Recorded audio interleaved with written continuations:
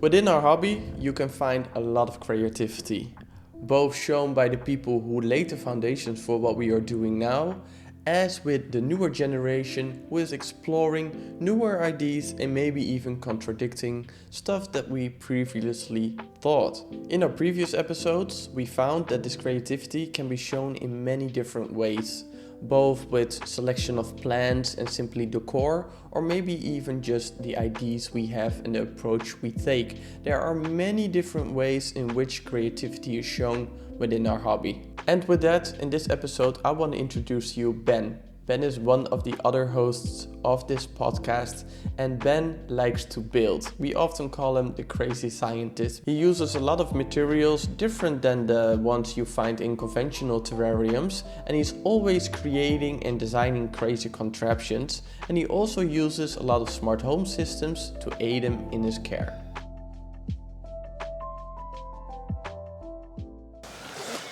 Let's get it. So do you have the agenda in your head? Yeah. Okay, perfect, because you already did it a couple times. Twice. Yeah, we did it twice. And this is going to be the next one. Okay. The next episode of European Herpetoculture in quite a beautiful place. Incredible, I want to say. Yeah. Look at it, man. We are in Switzerland for those listening to this podcast, and we are actually standing in the mountains. We decided to just do the podcast here because we're traveling both. And when I say we, I'm talking about me and Ben. Nice to meet you all. Ben is one of the other hosts of this podcast, and as you know, we are introducing everyone to you, so you know who you are listening to, and that is what this podcast is going to be all about. And just as the previous podcast, I'm going to start with the question. Ben, tell us a little bit about yourself and how you got started in all this. And I'm most specifically curious about like some key moments that got you to where you are, or at least where you would like to go. Interesting, because for those of you out there, we've been traveling for like, how many days now? It's like the third day, right? Fourth. And you've been at my place already. So yeah. So we've been speaking quite a lot about basically everything. I think we've got most of the topics that are important already. And there was one key moment that came to my mind when I was speaking to you, but not before. You know, I've already done 1 or 2 podcasts. Yeah. And it's a common question. How did you get into it? And what were important steps along the way? But this one moment that I want to share a little bit later now, it's an interesting one. But first, let me start with my first, passion for the animals. It came up when I was, actually before I can start to remember, I guess. It's a lifelong passion. I guess it's for most of us, you know, you go outside, start catching bugs and worms and snails, and once you are lucky to catch a lizard, whatever, it's just a thing if you live close to the nature. In my case, it's a forest in the middle of Germany, you can say. So I was really always interested in nature, especially animals, especially dinosaurs, later on reptiles. So I was begging my parents to, you know, get into the herpetoculture hobby, even though back in the day I didn't even know it was a thing. But I wanted to get a lizard. We went to the pet shop, came home with a corn snake, normal color, named Beethoven. Yeah, I can remember very well. So that's been 22 fucking years ago, and today I'm still in the hobby. Had ups and downs. It's been interesting, and we're gonna get into it, I guess, later. So basically it was the reptiles first, got more into different reptiles, had a savanna monitor, Varanus exanthematicus. It's an amazing animal still, but maybe not the most recommendable pet as it used to be. You know, cheap imports, it's a problem. But since I moved out at the age of 18, I really got into the mammals. It was always my passion, like since middle age, I want to say. And that's where we come to this one key moment that I think I had. We had this, government-owned animal park, Dierpark or Dierenpark, how you would say, I guess. And they were keeping like goats and sheep and animals, maybe pigs, animals that you can basically touch, but also a pair of white-handed gibbon, Hylobates la. It's an amazing species of monkey. It's a primate, obviously, and they move around by swinging along the branches. It is insane. For those of you who don't know, check them out. It's just Google for gibbon, and you will be amazed. And yeah, so that's where my passion for mammals and later on then also primates started. And yeah, I'm trying to be active in the hobby, mostly in terms of keeping, working with mammals in the last years, and today it's the slow loris. That is my main project. That's what I'm living for, and that's what I want to be really useful at. And yeah, it's a long journey, and it's gonna stay interesting. Did I miss out on anything? I don't think so. Okay. Short and powerful. Yeah. So that brings us to where you are now. And are there any special projects you are working on currently? Okay. Yeah, so now I've been speaking about this, question of which animals do you keep, which animals are you most interested. But I think the herpetoculture hobby is so much bigger than just animals and keeping animals. It's also about, I don't know, for example, learning where they live, understanding the habitat, and that's what we are doing. We had an amazing herping trip today. I'm not so super comfortable with all of the scientific names. I know the Vipera berus, Vipera aspis. That's what we saw today. Melanistic one too. Amazing, incredible experience, even for me, even though I'm not so super deep into the snakes and also native reptiles, but we also saw some lizards. I think you can get deeper into it. You told me about some specific adaptation that this lizard has about the giving birth. Can you give me a little bit more Yeah, we details? saw the Zotaka vivipera, so the ovoviviparous lizards. So they basically bear live young, and they carry the eggs in their body. So that's really cool. And you can find up high because we are now about 1,500 meters above sea level. So it's quite high. And yeah, these animals are perfectly adapted to climates like this. You know? It's pretty insane. Yeah, so it's also about understanding the habitats where the animals come from and then trying to replicate it in captive care. And when I'm thinking about my personal long-term project, I want to get really deep into building amazing habitats, not only specifically for my animals, but I like to, be like a consulting agent for passionate people who want to just level up their keeping. And so we as a collective, I want to say, we influence ourselves or each other pretty well, I guess, in the way that we handle everything. And one thing that some or kind of all of us are doing, I guess, is working with aluminium, for example. So I like to build huge setups that are just different in the way that they are constructed, and hopefully that way they can add some value to the animal's life. And yeah, I would like to see myself as a guy who's known for building setups that are unusually interesting.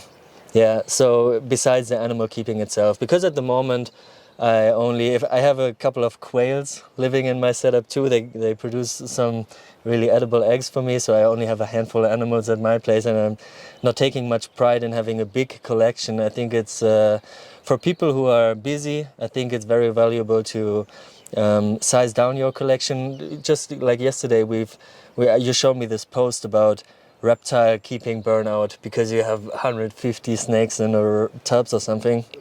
And I think the very opposite is a good way of keeping, especially if you're just passionate but privately doing your thing, having a full-time job on the side.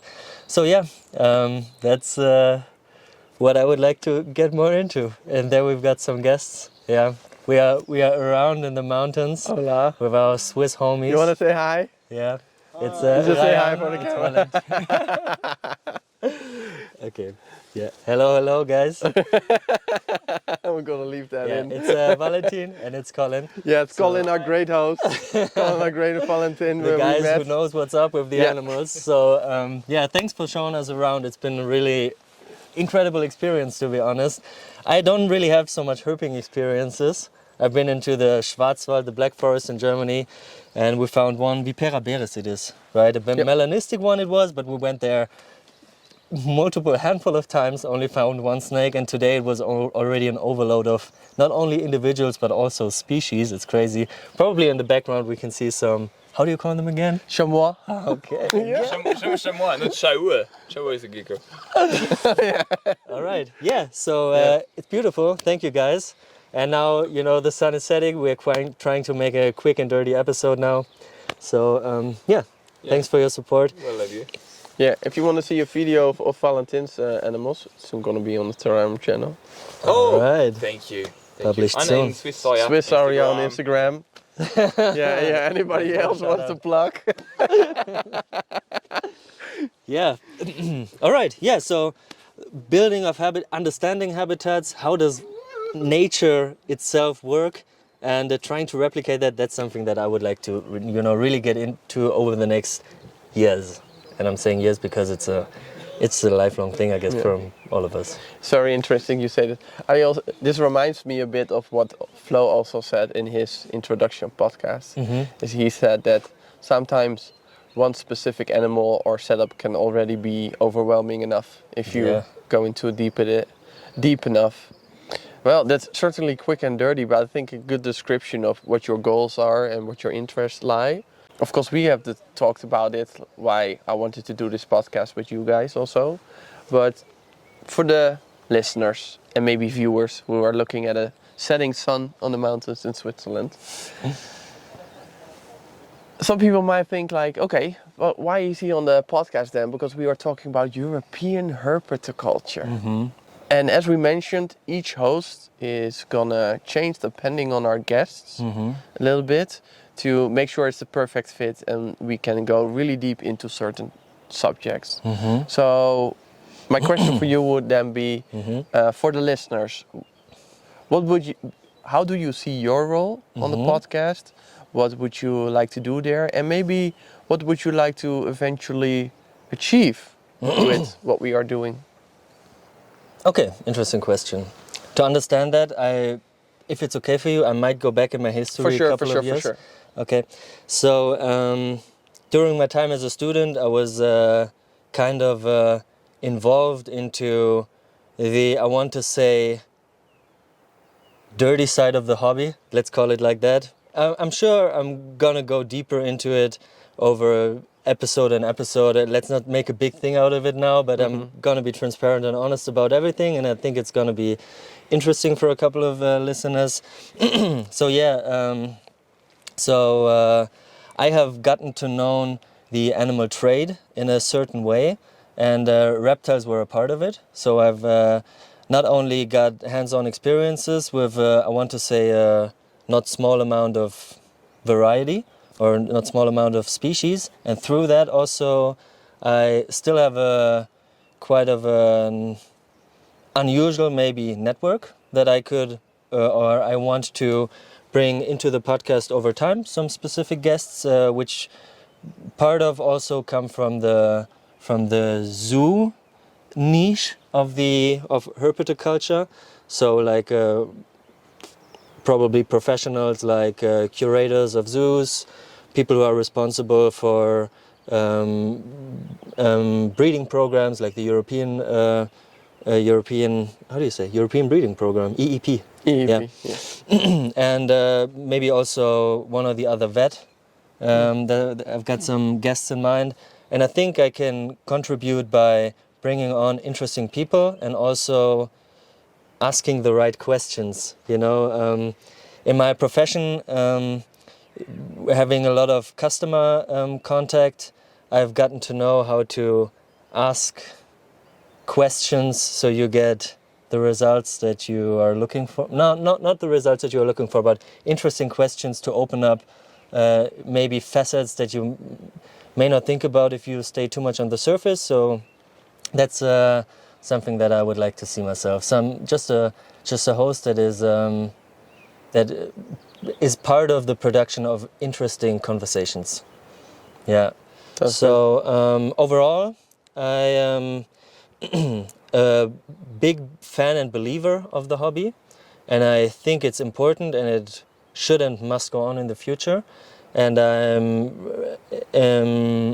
not always only certainly seeing a positive development in especially the way that laws and such situations are handled.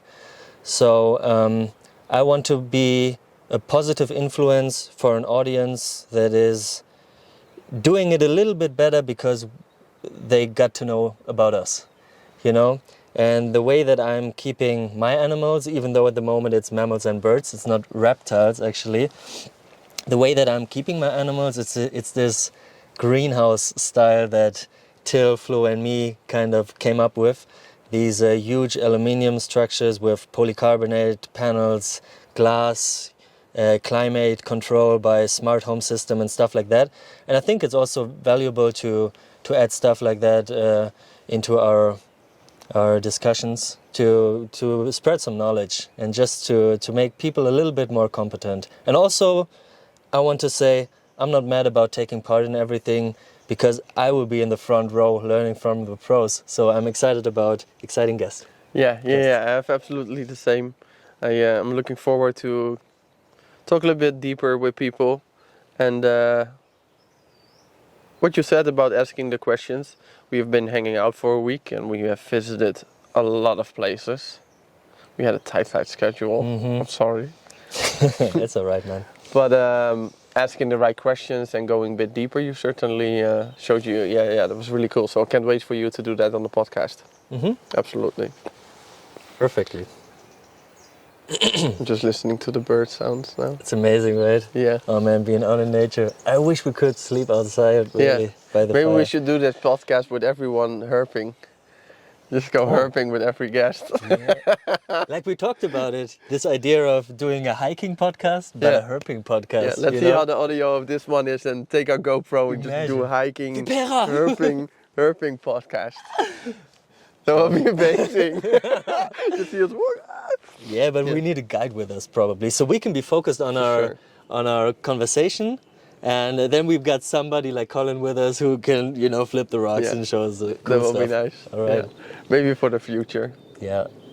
I'm looking forward to it.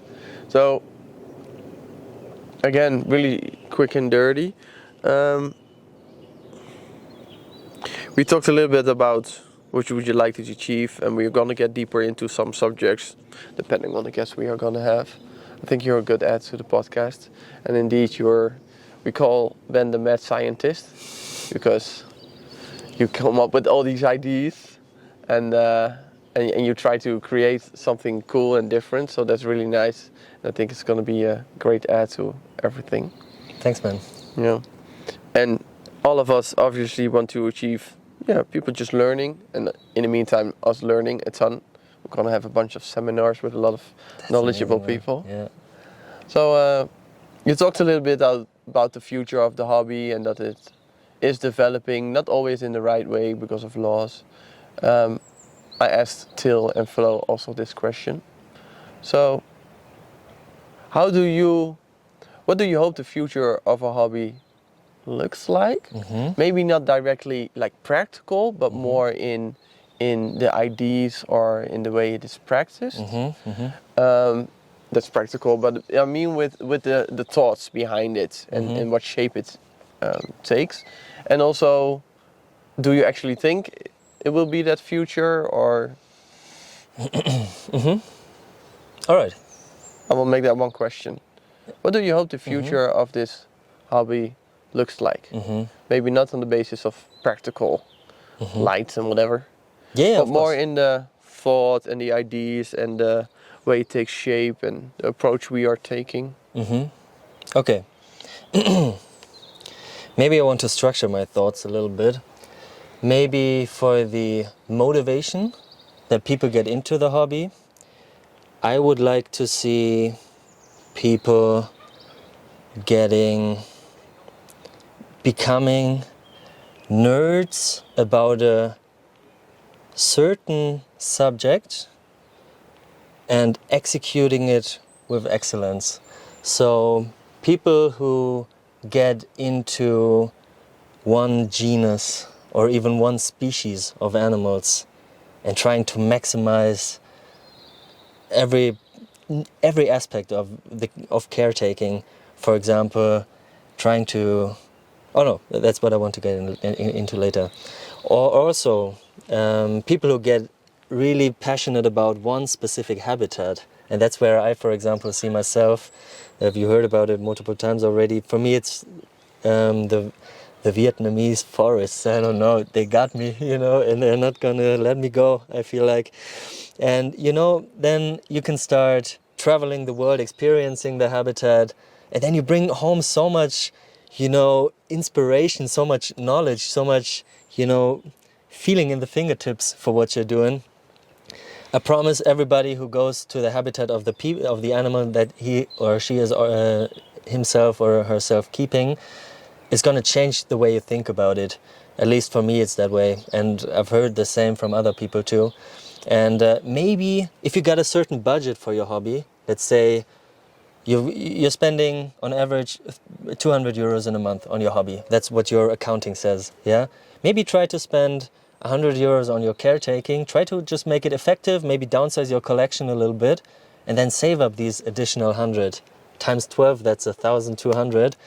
And that's what you can travel the world for, if you can keep it easy for 7 or 10 days. And then you come back home, still keep spending these 100, and then you just keep like not growing, but keep modifying your keeping so that you just level yourself up instead of scaling yourself up by just adding individuals, adding setups. Because back in the day, I had a phase where I thought it was the goal of having a huge and diverse collection, and today I feel like the opposite is true.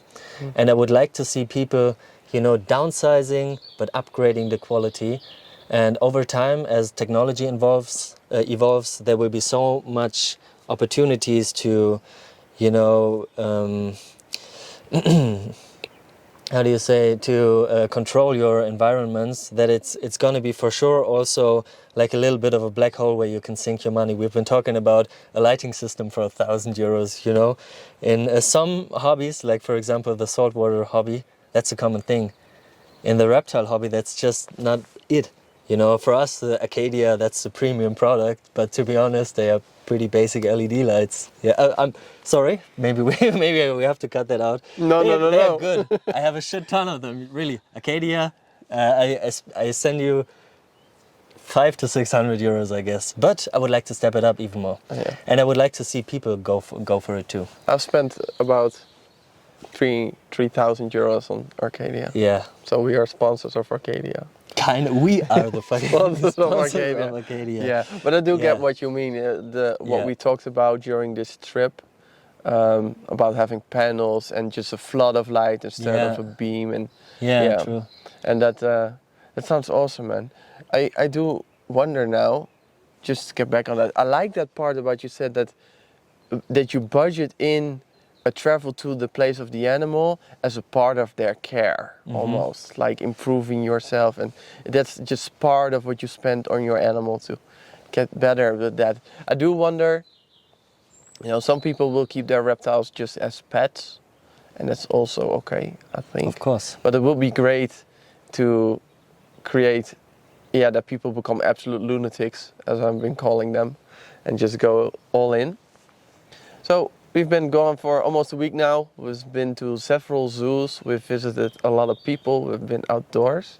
I do wonder now, are you going back home with any ideas or? Oh, yeah, that's a question. Yeah. Yes, the answer is yes. Which one? Yeah. Tell us what has this week like, or maybe a change of mind in a certain topic. Yeah. There's a certain part of the hobby that was always a little bit foreign to me, I have to say. It's keeping animals outdoors. But it's, on the other hand, it's just logical. Because outdoors you've got all of these influences or effects that are happening to the animals, like natural sunlight, sunset, sunrise, different light spectrum, UV light of course, wind, rain, mist in the morning.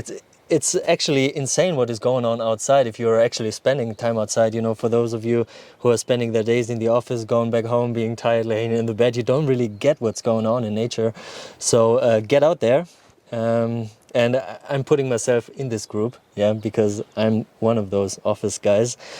Yeah, so I've already got an outdoor setup, yeah, like a big greenhouse on my balcony. It's like this size. For those of you who are listening, it's Yes. like He's stretching his arms and running in circles. yeah, so it's like 1.5 by 1.5 meters. I want to say roughly. I don't know the exact dimensions, but it's 3 meters tall, so you can walk in it. And I want to work on it because, as we saw at Valentin's place, he's keeping his geckos and abronias outdoors, and it just works. You know, you got to be smart about it, and it's not always easy. For me, for example, it's the fully sun exposed south side of the house, so I got to be smart about it. But I already got some ideas how to make it a little bit more interesting out there. And for example, I've got this one tub. It's made from the glass fiber. It's 1.20 meters by 60. And I already built this one setup, this also 3+ meter tall one that you saw inside, the one that is pretty solid on the bottom. And I want to add some aluminium framing on top, cover it with some type of mesh, and I want to do something cool with it. Okay. You know? I'm very curious. Yeah, so we're still talking about the Vietnamese topic, and I want to do something either with plants or with animals. I'm thinking maybe about a hydroponic system, or maybe about keeping some reptiles. I don't know. Yeah, we're gonna see that. Firstly, I think I'm going to take some old construction materials that I have laying around, so I'm not having any extra cost with it. I think I've got all of the materials already ready at home. So I'm just gonna build something that is nice and practical.